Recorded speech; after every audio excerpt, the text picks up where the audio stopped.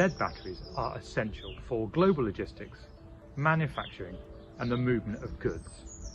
For motive power applications, the lead battery will power the electric motor and also power functionalities like lifting, steering and braking in forklift truck applications. The use of electric vehicles and trucks is increasing compared to petrol and gasoline powered vehicles.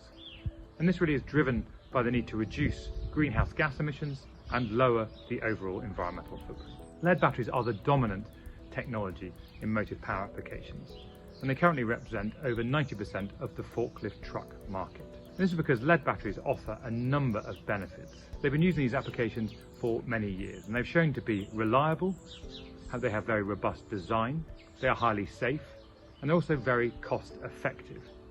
And a further benefit is that lead batteries have very high end-of-life recycling rates. Lead batteries, when used in forklift trucks, don't need additional counterweight due to the weight of the battery.